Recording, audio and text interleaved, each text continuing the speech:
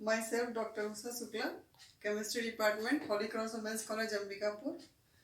आज हमारे coordination chemistry का part third crystal field theory start करेंगे। सबसे पहले वर्नर थ्योरी, उसके बाद दूसरे दिन वैलेंस बॉन्ड थ्योरी और आज क्रिस्टल फील्ड थ्योरी हम पढ़ने जा रहे हैं। क्रिस्टल फील्ड थ्योरी ब्रेथ और वान ब्लेक ने इस पर आयनिक क्रिस्टल की व्याख्या की थी और बाद में ऑर्गल ने मेटल लिगेंड बॉन्डिंग के बारे में बताया। क्रिस्टल फील्ड थ्योरी में वैलेंस बॉन्ड थ्योरी की कमियों को दूर करने का प्रयास किया गया और वैलेंस बॉन्ड थ्योरी के एक्सप्लेनेबल पॉइंट को ध्यान में रखा गया। जैसे मेटल लिगेंड बॉन्डिंग, उसको वैलेंस बॉन्ड थ्योरी का एज इट इज रखा गया लेकिन उसमें ऑर्गल ने और भी कुछ मॉडिफिकेशन किया। Important features of crystal field theory: combination of electric dipole between metal ion and other ions or molecule formed complex. Complex में covalent bonding को कोई भी मान्यता नहीं दी गई है। No covalent bonding in complex. It's due to electrostatic force of attraction. Ligand के electron metal orbital में एंटर नहीं करते। स्प्लिटिंग ऑफ डी ऑर्बिटल इसका मेन पॉइंट है। कॉम्प्लेक्स फॉर्मेशन के पहले पांचों डी ऑर्बिटल की एनर्जी सेम होती है। जैसे ही लिगेंड के इलेक्ट्रॉन मेटल आयन के डी ऑर्बिटल में एंटर करते हैं, डी ऑर्बिटल का ओरिएंटेशन डिफरेंट टाइप का होता है जिसको हम आगे डिटेल में लेंगे और इसलिए डी ऑर्बिटल दो भागों में स्प्लिट हो जाता है। इस फिनोमिना को स्प्लिटिंग ऑफ डी ऑर्बिटल का नाम दिया गया है। Ionic bond between metal and ligand due to electrostatic force of attraction or Coulombic attraction. Metal is surrounded by ligand with lone pair of electron. All types of ligands are considered as point charge. Ligands are ionic. All types of ligands are considered as point charge. Ligands are ionic. Fluoride, chloride या molecule में ammonia, water. This is polyatomic ligand with negative ends towards metal ion. Ligand surrounding the metal generate electric field. This influence energy of d orbital. Crystal field splitting vary on the basis of coordination number. Geometry, magnetic property, splitting of d orbital in crystal field. Then D orbital का orientation बताया गया है क्योंकि main problem valence bond theory में metal ion के D orbital पर ध्यान न देना था। तो ये दो प्रकार के डी ऑर्बिटल होते हैं। 5 डी ऑर्बिटल की एनर्जी सेम होती है। पहले 3 D orbital D X Y, D Y Z और D Z X between the axis होते हैं। इनको नॉन एक्सियल डी ऑर्बिटल का नाम दिया गया है और triply degenerate set of D orbital T2G set of D orbital के नाम से जाना जाता है। बाद वाले दो D orbital dz square, dx square, y square along the axis होते हैं। इनको एक्सियल डी ऑर्बिटल का नाम दिया गया है EG set of D orbital. अब हम main attention point number 4 splitting of D orbital पर देंगे। यहाँ ये डायग्राम बना हुआ है। इसमें टेट्राहेड्रल फील्ड की स्प्लिटिंग, ऑक्टाहेड्रल फील्ड की स्प्लिटिंग और फिर ऑक्टाहेड्रल से टेट्रागोनल का बनना और टेट्रागोनल से स्क्वायर प्लेनर का बनना। इस प्रकार से वेरियस मेटल कॉम्प्लेक्सेस में क्रिस्टल फील्ड स्प्लिटिंग बताई गई है। Crystal field splitting in various geometry of central metal ion of complexes.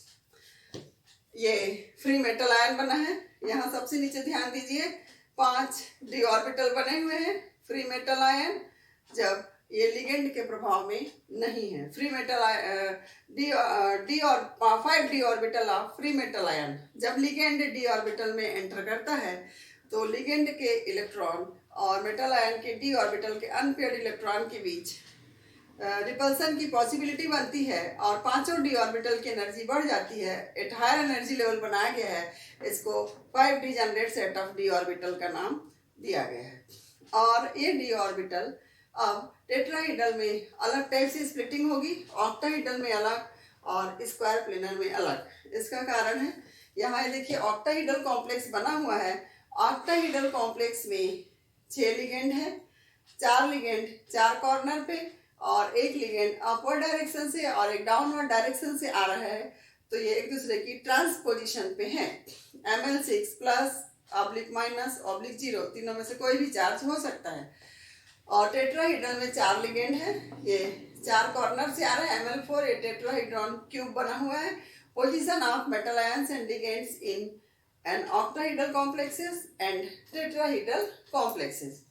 अब ये वाले डायग्राम को यहाँ बनाया गया है। Free ion 5 d orbital tetrahedral complex में Eg सेट की एनर्जी कम हो जाती है और T2G सेट की एनर्जी बढ़ जाती है, क्योंकि Eg set along the axis है और ये लिगेंड के सीधे रास्ते में नहीं आते हैं। इनमें रिपल्सन कम होता है और सिस्टम की एनर्जी कम हो जाती है। और T2G set between the axis है, ये लिगेंड के सीधे रास्ते में आते हैं और इनमें सिस्टम की एनर्जी बढ़ जाती है। इस प्रकार से टेट्राहीड्रल कॉम्प्लेक्स में Eg की एनर्जी कम और T2G की एनर्जी अधिक है। Eg सेट में एक इलेक्ट्रॉन के एंट्रेंस के लिए 0.6 डेल टी एनर्जी की आवश्यकता होती है या 6 dq। Del is equal to 10 dq होता है। d ऑर्बिटल में 5 ऑर्बिटल है, एक ऑर्बिटल के लिए 2 dq एनर्जी है, या एक इलेक्ट्रॉन के लिए 1 dq और 2 इलेक्ट्रॉन होते हैं तो 2 dq। इस प्रकार टोटल 10 dq, तो 0.6 डेल टी या 6 dq। यह है crystal field splitting energy.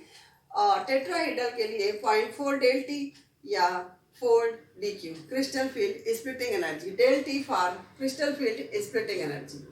Octahedral complex में T2G सेट की एनर्जी कम और Eg सेट की एनर्जी अधिक होती है, क्योंकि T2G सेट लिगेंड के सीधे रास्ते में नहीं आते हैं। बिटवीन द एक्सिस होने के कारण Eg सेट लिगेंड के सीधे रास्ते में आते हैं, इसलिए Eg में रिपल्सन अधिक होता है और Eg सेट की एनर्जी बढ़ जाती है। तो T2G सेट की एनर्जी कम और स्टेबिलिटी अधिक, और Eg सेट की एनर्जी अधिक और स्टेबिलिटी कम होती है। T2G सेट में एक इलेक्ट्रॉन के एंट्रेंस पर क्रिस्टल फील्ड स्प्लिटिंग एनर्जी का मान -0.4 डेल O या -4 dq होता है। Eg सेट में एक इलेक्ट्रॉन के एंट्रेंस पर क्रिस्टल फील्ड स्प्लिटिंग एनर्जी का मान 0.6 डेल O या 6 dq होता है। Eg सेट की एनर्जी अधिक और स्टेबिलिटी कम होती है। Eg सेट की इंक्रीजिंग एनर्जी T2G सेट की डिक्रीजिंग एनर्जी के बराबर होती है। दोनों एक दूसरे को बैलेंस करते हैं, इसलिए यहाँ लिखा हुआ है नो स्प्लिटिंग स्टेट। जब D10 और D5 होगा तो डेल का मान 0 होगा, क्योंकि जितनी वैल्यू डिक्रीजिंग एनर्जी की है उतनी वैल्यू इंक्रीजिंग एनर्जी की है। तो del t is equal to 0.45 del O हम आगे देखेंगे। उसके बाद ऑक्टाहीड्रल कॉम्प्लेक्स के 6 इलेक्ट्रॉन में से ऑक्टाहीड्रल कॉम्प्लेक्स के 6 लिगेंड में से अगर 2 लिगेंड को हटा दिया जाए तो 4 लिगेंड बच जाते हैं।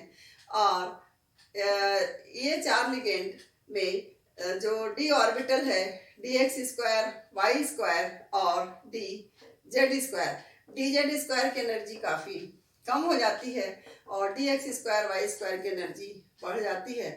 उसी प्रकार T2G सेट में dxy की एनर्जी बढ़ जाती है और dyz और dzx की एनर्जी कम हो जाती है और इन दोनों की एनर्जी लगभग बराबर होती है।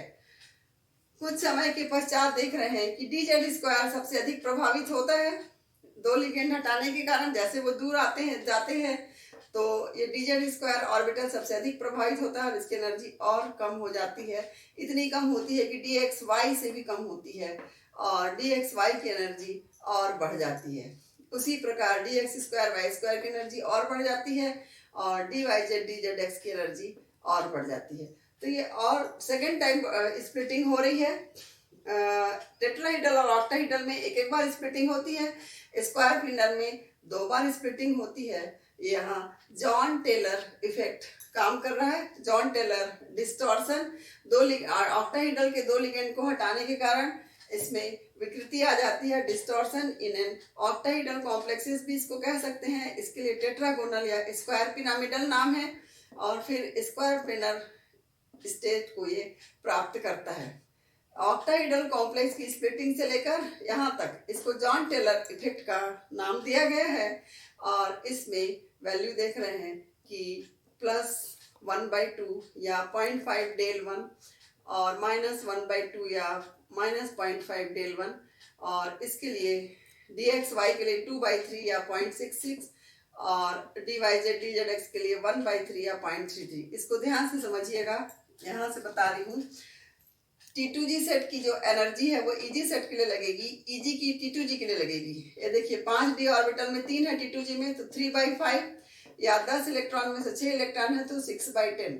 3/5 या 6/10 दोनों में 0.6 आएगा, और ये 0.6 यहाँ लिखा है, और यहाँ 2/5 EG में 2/5 या 4/10 तो 0.4 आएगा, वो इसके लिए।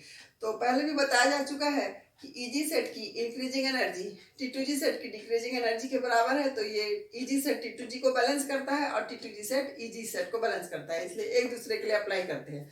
ठीक उसी प्रकार यहाँ EG सेट जब 2 बार स्प्लिट हो रहा है तो 2 ऑर्बिटल में से 1/2 या 4 इलेक्ट्रॉन में से 4/10 और 2/4 और 2/4 तो 0.5 आएगा। ठीक उसी प्रकार T2G सेट की जब स्प्लिटिंग हो रही है सेकेंड टाइम, तो ये dz dz के लिए 3 में से 2 हैं तो 2/3, और ये 2/3 यहाँ लिखा जाएगा, और ये 3 में से 1 है तो 1/3 यहाँ लिखा जाएगा। अर्थात dxy की जो इंक्रीजिंग एनर्जी है dz dz की डिक्रीजिंग एनर्जी के बराबर इसको बैलेंस करती है। दोनों में अपोजिट साइन होता है और दोनों का अलजेब्रिक सम 0 आता है। इस प्रकार से ये del O for crystal field splitting energy for an octahedral complexes, del T crystal field splitting energy for tetrahedral, del SP crystal field splitting energy for square planar complexes, crystal field stabilizing energy is equal to T2G set की energy plus EG set की energy, और P pairing energy, del Jahn Teller stabilisation energy, और del 2B Jahn Teller stabilisation energy for T2G और पहले वाला EG। इस प्रकार से डिफरेंट सिंबल दिए हुए हैं, उसके आगे डायग्राम हम देख लिए। उसके बाद अब हम चलेंगे पेयरिंग एनर्जी पर ध्यान देंगे। जिस प्रकार से इलेक्ट्रॉन एंटर करने के लिए एनर्जी की आवश्यकता होती है, इलेक्ट्रॉन निकालने के लिए एनर्जी की आवश्यकता होती है, energy required to pull out an electron is known as ionisation energy, उसी प्रकार इलेक्ट्रॉन को पेयर्ड होने के लिए एनर्जी की आवश्यकता होती है, energy required to paired off the electron is known as pairing energy. तो क्रिस्टल फील्ड स्प्लिटिंग एनर्जी, उसके बाद क्रिस्टल फील्ड स्टेबलाइजिंग एनर्जी, और फिर उसके बाद pairing energy. Crystal field splitting energy और क्रिस्टल फील्ड स्टेबलाइजिंग एनर्जी में डिफरेंस समझिएगा। Crystal field splitting energy octahedral complex में T2G सेट में एक इलेक्ट्रॉन के एंट्रेंस पर सिस्टम की एनर्जी -4 dQ कम होती है, वो है क्रिस्टल फील्ड स्प्लिटिंग एनर्जी। अब जितने इलेक्ट्रॉन बढ़ते जाएंगे इंटू 4, 1 into 4, 2 into 4, 3 into 4 करते जाएंगे T2G6 तक। उसी प्रकार EG में क्रिस्टल फील्ड स्प्लिटिंग एनर्जी का मान 6 dQ होता है, तो number of electron into 6, 1 into 6, 2 into 6, 3 into 6, 4 into 6 जाएंगे। Crystal field stabilizing energy T2G set की एनर्जी और EG सेट की एनर्जी का सम होता है क्रिस्टल फील्ड स्प्लिटिंग एनर्जी और क्रिस्टल फील्ड स्टेबलाइजिंग एनर्जी में D1, D2, D3 और D8, D9, D10 के लिए क्रिस्टल फील्ड स्प्लिटिंग एनर्जी और क्रिस्टल फील्ड स्टेबलाइजिंग एनर्जी का मान सेम होता है, क्योंकि बाद वाले ऑर्बिटल खाली रहते हैं। D3 तक T2G EG खाली है ऑक्टाहेड्रल में, और टेट्राहेड्रल में D2 तक खाली है। तो ऑक्टाहेड्रल कॉम्प्लेक्स में 4th इलेक्ट्रॉन के एंट्रेंस से क्रिस्टल फील्ड स्प्लिटिंग एनर्जी का मान अलग होगा और क्रिस्टल फील्ड स्टेबलाइजिंग एनर्जी का मान अलग होगा, और D4, 5, 6, 7 तक स्प्लिटिंग एनर्जी अलग होगी, स्टेबलाइजिंग एनर्जी अलग होगी, और D8, D9, D10 में भी स्प्लिटिंग एनर्जी और स्टेबलाइजिंग एनर्जी अलग होगी, लेकिन इलेक्ट्रॉनिक कॉन्फ़िगरेशन सेम होगा मेटल कॉम्प्लेक्स में d ऑर्बिटल का, क्योंकि इलेक्ट्रॉन की फिलिंग स्टार्ट हो गई है। वो टेबल आपको PDF में मिलेगा। Rules for distribution of electron in T2G set and EG set of d orbital देखेंगे। इसमें पेयरिंग एनर्जी को भी शामिल किया गया है, पहले भी रूल बताए गए थे आपको। इसमें पेयरिंग एनर्जी को भी शामिल किया गया है। तो रूल नंबर 1, ऑफ-बाउ प्रिंसिपल को फॉलो किया गया है। आप जानते ही हैं कि ऑफ-बाउ प्रिंसिपल शॉर्ट में क्या है कि लोअर एनर्जी लेवल में पहले इलेक्ट्रॉन भरेंगे, फिर हायर एनर्जी लेवल में इलेक्ट्रॉन भरेंगे। Hund's rule of maximum multiplicity को ध्यान में रखा गया है। सेम एनर्जी लेवल वाले ऑर्बिटल में पहले सिंगल इलेक्ट्रॉन भरेंगे, फिर पेयरिंग होगी। Rule number 3, del is greater than P, मतलब क्रिस्टल फील्ड स्प्लिटिंग एनर्जी का मान पेयरिंग एनर्जी के मान से अधिक होगा। और ऑफ-बाउ प्रिंसिपल को ध्यान में रखिए, तो जिसकी एनर्जी कम होगी उसमें इलेक्ट्रॉन पहले एंटर करेंगे। तो ये देखिए यहाँ बनाया गया है CO NH363+ का एग्जाम्पल। कोबाल्ट थर्ड आयन में 3d6 कॉन्फ़िगरेशन होता है, तो 1 2 3 इलेक्ट्रॉन भर जाएंगे। अब फोर्थ इलेक्ट्रॉन के एंट्रेंस पर दो ऑप्शन है कि वो T2G सेट में पेयरिंग करे या EG सेट में एंटर करे। EG सेट में एंटर करने पर जो क्रिस्टल फील्ड स्प्लिटिंग एनर्जी का मान है वो T2G सेट की पेयरिंग एनर्जी से अधिक है, इसलिए फोर्थ इलेक्ट्रॉन EG सेट में पेयर्ड हो जाएगा। और जब फोर्थ इलेक्ट्रॉन T2G सेट में पेयर्ड हो जाएगा और जब फोर्थ इलेक्ट्रॉन हो जाएगा तो फिफ्थ सिक्स्थ उसी रूट पे चलेंगे और यहाँ सेवेंथ इलेक्ट्रॉन एंटर करेगा। T2G1 EG0 लिखा हुआ है, तो ऐसा ये हुंस रूल के अगेंस्ट है और इसलिए स्ट्रॉन्ग लिगेंड के उपस्थिति में आवश्यक संभव है, इसलिए इसको स्ट्रॉन्ग फील्ड कॉम्प्लेक्सेस का नाम दिया गया है। इनर डी ऑर्बिटल ओवरलैपिंग में पार्टिसिपेट कर रहा है, इसलिए inner orbital complexes. Quantum number कमाने की कई कम हो रहा है, इसलिए लो स्पिन कॉम्प्लेक्सेस। और पेयरिंग हो रही है, इसलिए स्पिन पेयर्ड कॉम्प्लेक्सेस का नाम दिया गया है। ये बीच में कोबाल्ट थर्ड आयन की ग्राउंड स्टेट बनाई गई है। ये हुंस रूल के अगेंस्ट पेयर्ड हो गए हैं। इधर देखिए point number 4, del is less than P, ठीक थर्ड रूल नंबर 3 का अपोजिट है। इसमें इलेक्ट्रॉन हुंस रूल के अनुसार भरे रहेंगे क्योंकि वीक लिगेंड है। और फोर्थ इलेक्ट्रॉन EG सेट में एंटर करेगा, first second third electron fourth electron EG set में एंटर करेगा। ध्यान दीजिए यहाँ फोर्थ इलेक्ट्रॉन T2G सेट में पेयरिंग किया था और फोर्थ जैसा करेगा आगे फिफ्थ के लिए वही रूट रहेगा और सिक्स्थ इलेक्ट्रॉन से पेयरिंग शुरू होगी, क्योंकि वीक फील्ड कॉम्प्लेक्सेस में EG सेट की क्रिस्टल फील्ड स्प्लिटिंग एनर्जी का मान T2G सेट की पेयरिंग एनर्जी के मान से कम है। Del is less than P, इसलिए यहाँ एंटर कर जाएगा अब वो प्रिंसिपल को ध्यान में रखते हुए। और इस प्रकार से ये वीक फील्ड कॉम्प्लेक्सेस कहा जाएगा, वीक फील्ड कॉम्प्लेक्सेस कहा जाएगा क्योंकि ये हुंस रूल के विपरीत पेयर्ड नहीं करा पा रहा है। और दूसरा ये यहाँ ये देखिए वीक फील्ड कॉम्प्लेक्सेस कहा जाएगा और ये स्पिन फ्री कॉम्प्लेक्सेस कहा जाएगा क्योंकि कोई पेयरिंग नहीं हो रही है। क्वांटम नंबर कमाने की कई बढ़ गया है, आउटर डी पार्टिसिपेट कर रहा है, इसलिए हाई स्पिन कॉम्प्लेक्सेस कहा जाएगा। और ये आउटर ऑर्बिटल कॉम्प्लेक्सेस कहा जाएगा, मतलब थर्ड का ठीक अपोजिट है। इनर है तो आउटर है, स्ट्रॉन्ग फील्ड है तो वीक फील्ड है, स्पिन पेयर्ड है तो स्पिन फ्री है, लो स्पिन है तो हाई स्पिन है। Last one, filling of electron depends upon strength of D orbital, D orbital की स्ट्रेंथ पर डिपेंड करता है। इस प्रकार से क्रिस्टल फील्ड स्टेबलाइजेशन एनर्जी पहले T2G सेट की एनर्जी और EG सेट की एनर्जी का सम था। अब क्रिस्टल फील्ड स्टेबलाइजिंग एनर्जी निकालने के लिए T2G सेट की crystal field splitting energy plus pairing energy और EG सेट की crystal field splitting energy plus pairing energy को सम करके निकालेंगे। एक बार पेयरिंग होगी तो 1p को p लिख सकते हैं और फिर 2p 3p इस प्रकार से 5p मैक्सिमम रहेगा क्योंकि 10 इलेक्ट्रॉन होते हैं। इस प्रकार से हम देख रहे हैं कि ऑक्टाहेड्रल कॉम्प्लेक्स में स्प्लिटिंग एनर्जी का मान टेट्राहेड्रल कॉम्प्लेक्स से अधिक है और स्क्वायर प्लेनर में सबसे अधिक है। Del T = 0.45 del O, del SP = 1.3 del O, तो del SP is greater than del O is greater than del T। del SP is equal to 1.3 del O, del O is equal to del O, del T is equal to 0.45 del O।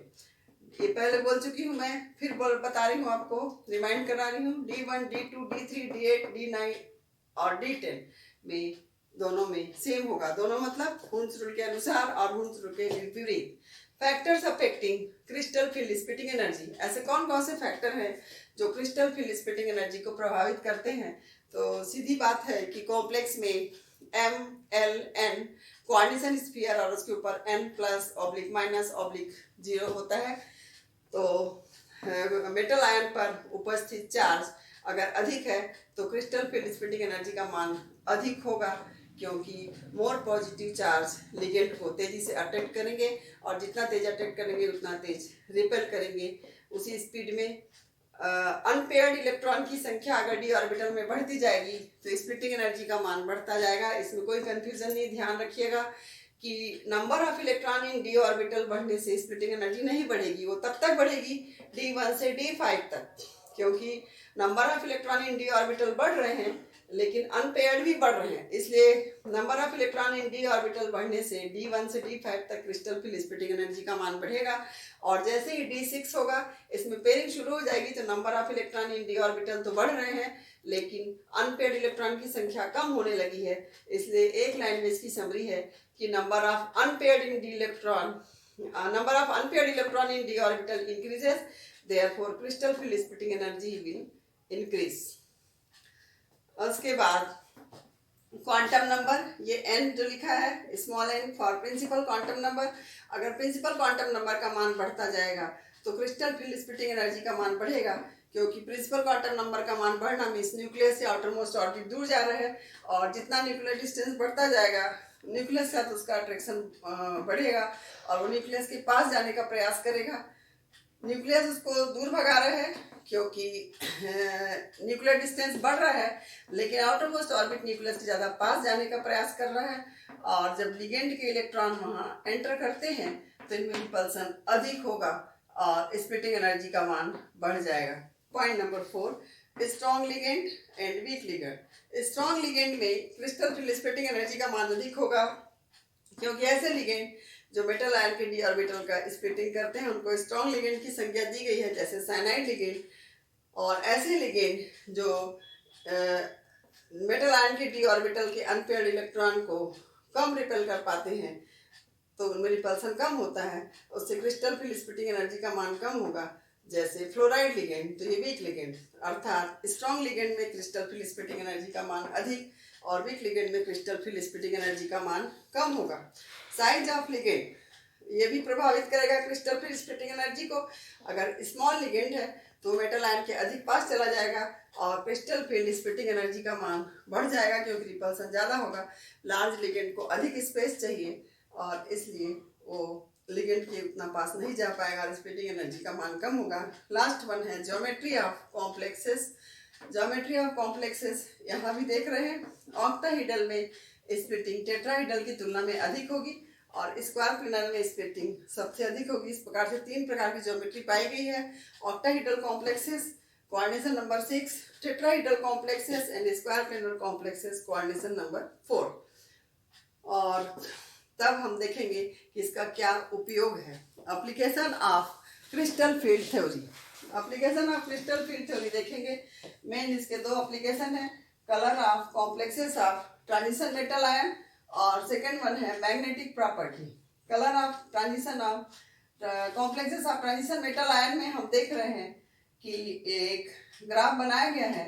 यहाँ देखिए wave number in centimetre inverse, और ये है molar absorbance 3000, 4000, 5000 और ये 30,000, 20,000, 10,000। Decreasing है wave number in centimetre inverse.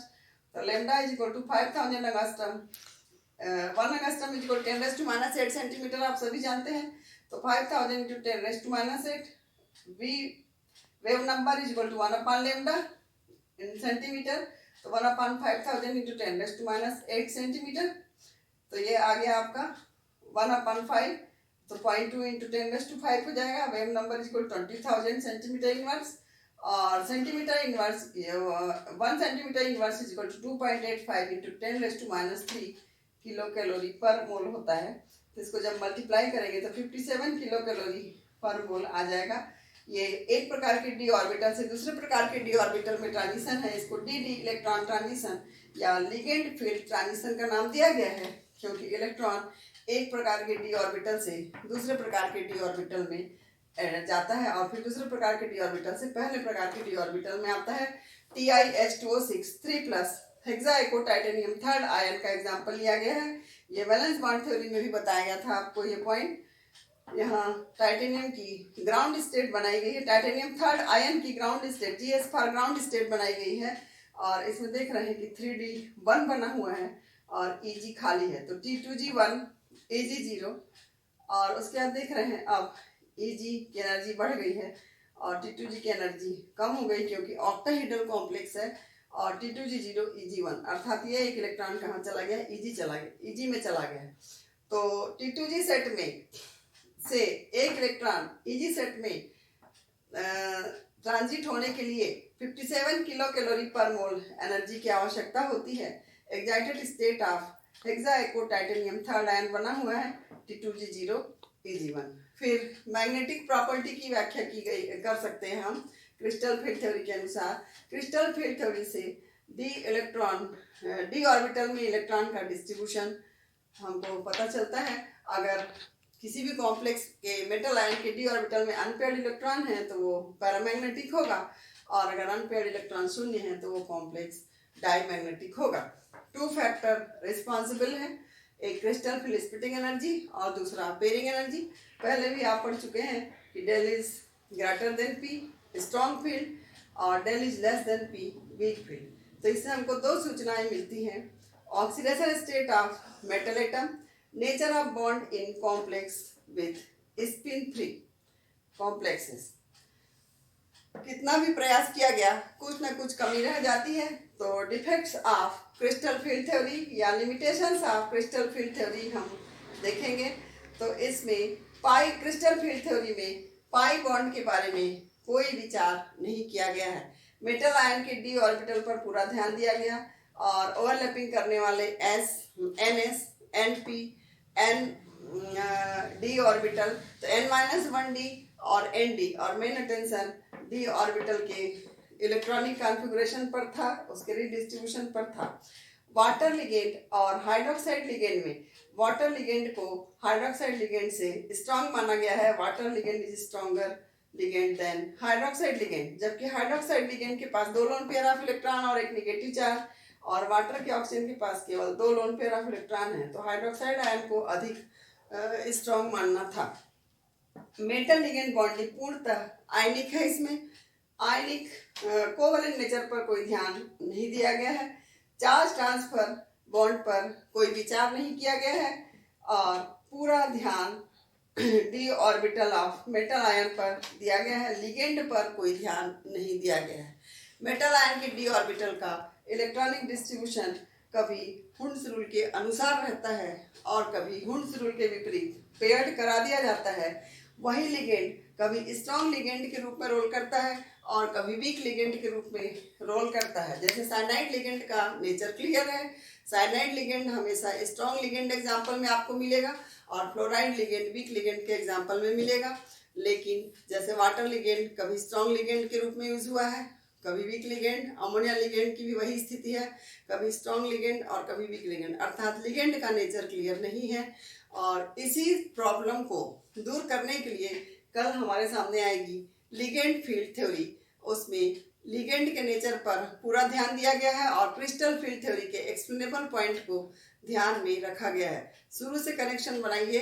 Werner theory के जो एक्सप्लेनेबल पॉइंट थे उसको वैलेंस बॉन्ड थ्योरी ने ले लिया, डिफेक्ट को दूर करने का प्रयास किया, और वैलेंस बॉन्ड थ्योरी में जो एक्सप्लेनेबल पॉइंट थे उसको क्रिस्टल फील्ड थ्योरी ने ले लिया और उसके डिफेक्ट को दूर करने का प्रयास किया। और अंततः क्रिस्टल फील्ड थ्योरी में फिर एक कमी रही गई कि लिगेंड के नेचर पर कोई ध्यान नहीं दिया गया है, और इस कमी को दूर करने का प्रयास लिगेंड फील्ड थ्योरी करेगी। कॉटन विल्किंसन थ्योरी या मॉलिक्यूलर ऑर्बिटल थ्योरी या एडजस्टेड क्रिस्टल फील्ड थ्योरी का नाम दिया गया, जो कि हम कल पढ़ेंगे, और साथ ही स्टेबिलिटी ऑफ कॉम्प्लेक्सेस को पढ़ेंगे। Thank you.